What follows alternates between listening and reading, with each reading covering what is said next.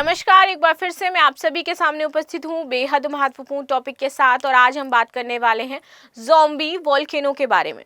ये वोल्केनो आपकी लगभग 2.5 लाख साल से निष्क्रिय थी, लेकिन अब इसमें कुछ हलचल दिखाई दे रही है। और ये साइंटिस्ट ने जब इसकी रिसर्च की तो पाया कि शायद ये इतने सालों बाद वापस से सक्रिय हो सकती है। तो ऐसा क्यों हो रहा है, कहाँ ये वोल्केनो आपकी स्थित है, अगर ये सक्रिय हो जाती है तो इससे क्या समस्याएं होंगी या क्या इससे इंपॉर्टेंट जो एस्पेक्ट्स हैं वो निकल करके आएंगे, तो इन्हीं सारी चीज़ों के बारे में हम बात करने वाले हैं। मेरा नाम है प्राची मिश्रा और संस्कृति आईएएस के इस प्लेटफॉर्म पर आप सभी का बहुत बहुत स्वागत है। आपके साथ सेशन के प्रश्न में ही उत्तर है कि सबसे ज़्यादा सक्रिय ज्वालामुखी इस पूरे विश्व में किस देश में आपको देखने को मिल जाती है। ठीक है, तो मुझे कमेंट में आंसर जरूर दीजिएगा।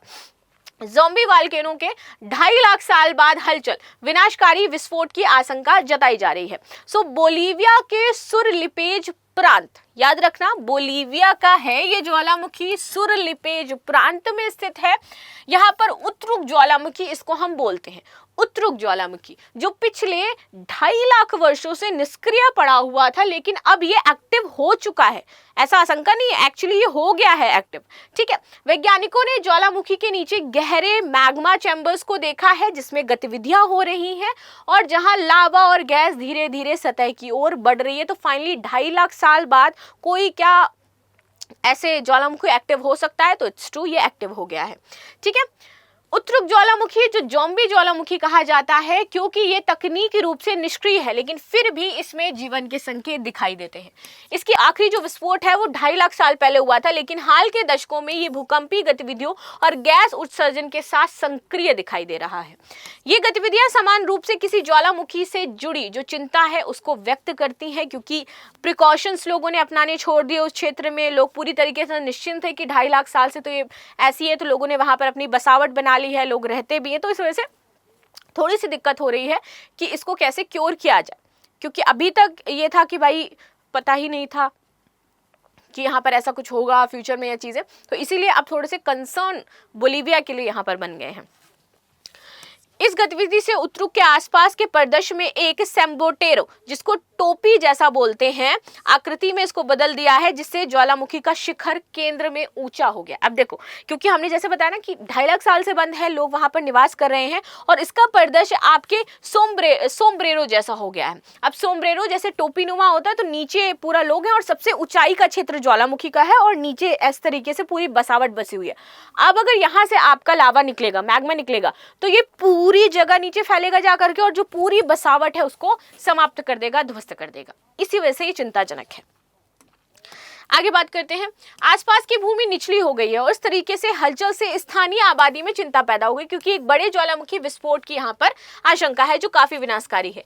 एक अंतर्राष्ट्रीय वैज्ञानिक के दल, जिसमें चीन, यूनाइटेड किंगडम और अमेरिका के विशेषज्ञ शामिल हैं, उन्होंने उत्तरुक के नीचे की गतिविधियों को समझने के लिए कई तकनीकी का उपयोग किया। भूकंपीय आपकी जो टोमोग्राफी होती है, इससे इन्होंने पता लगाने का प्रयास किया। देखिए, वैज्ञानिकों ने आसपास के क्षेत्र में 1700 से अधिक भूकंप का जो डेटा है उसको पहले निकाला। इसके बाद ज्वालामुखी के नीचे की जो प्लम्बिंग सिस्टम थी उसको इन्होंने मैप से नापा।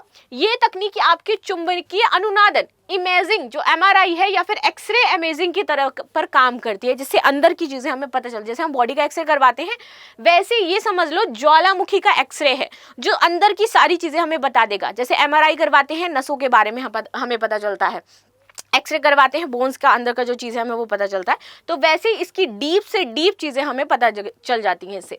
भूकंप के बाद उत्पन्न होने वाली ध्वनि तरंगें पृथ्वी के विभिन्न पदार्थों के आधार पर बदलती हैं, जिसमें वैज्ञानिक ठोस खनिजों, खोखले चैम्बर्स और तरल पदार्थों के क्षेत्रों को माप सकते हैं।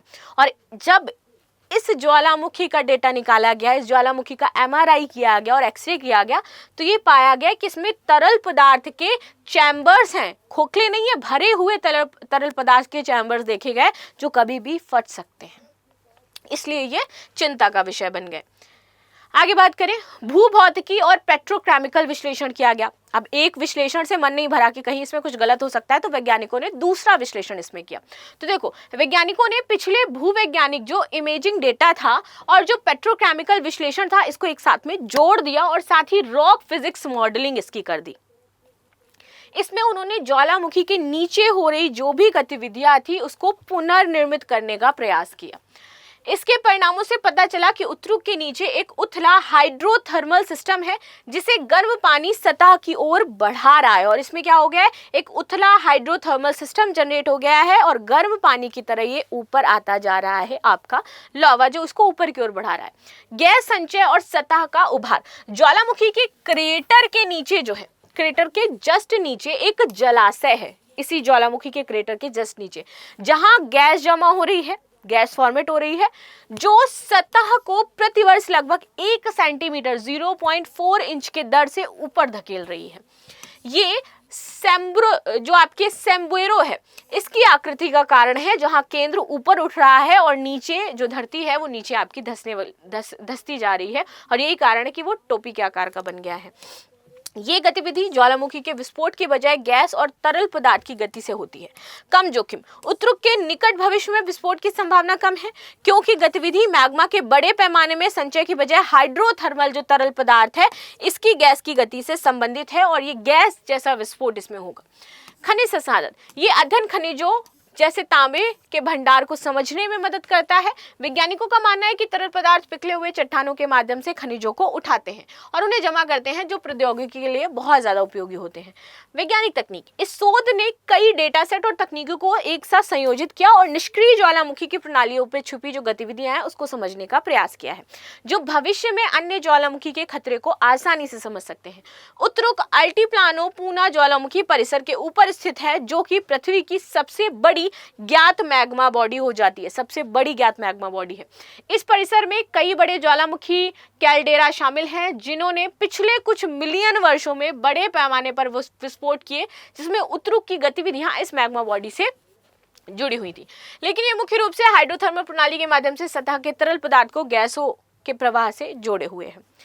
स्थानीय समुदायों के लिए खतरा नहीं है। तो देखो, उत्तरुक के आसपास रहने वाली आबादी के लिए इस अध्ययन से ये आश्वासन मिलता है कि ज्वालामुखी से तत्काल अभी खतरा नहीं है, लेकिन लॉन्ग टर्म की अगर बात की जाए तो यहाँ पर शायद संभावनाएं हो सकती है। हालांकि वैज्ञानिकों ने सुझाव दिया है कि बोलीविया के अन्य निष्क्रिय ज्वालामुखियों की निगरानी जारी रखी जाए, क्योंकि उनमें से कुछ सक्रिय हो रही हैं। कॉर्नेल विश्वविद्यालय के भूवैज्ञानिकविद जो हैं मैथ्यू प्रिचर्ड, इनके अनुसार लोग ज्वालामुखियों को देखते हैं और सोचते हैं कि अगर ये विस्फोट नहीं करने वाला है तो हमें इसमें रुचि नहीं है, लेकिन कई बार ऐसा होता है कि वो कई सालों बाद मृत दिखने वाली ज्वालामुखी मृत नहीं होती है, वो जीवित हो सकती है। और इसीलिए इन्होंने बोला कि वास्तव में ये जो मृत दिख रही है हमें सतह से, उसमें अंदर लावा होता है। वैज्ञानिकों ने सुझाव दिया है कि इस तरीके की तकनीकों को विश्व भर में 1400 से अधिक संभावित सक्रिय ज्वालामुखियों पर लागू किया जा सकता है, ताकि उनके खतरों का आकलन किया जा सके और संभावित संसाधनों की खोज को जारी रखा जा सके। तो ये था कारण जिसकी वजह से ये उत्तरुक ज्वालामुखी इतनी ज्यादा चर्चा में थी और बोलीविया के लोग चिंता में थे। बाकी आपका क्या कहना है जरूर बताइएगा और क्वेश्चन का आंसर जरूर देना है। आपकी क्या राय है कमेंट बॉक्स में लिखिए। मिलते हैं नेक्स्ट क्लास में, तब तक के लिए धन्यवाद। लाइक शेयर सब्सक्राइब करना बिल्कुल भी ना भूलें and thank you so much.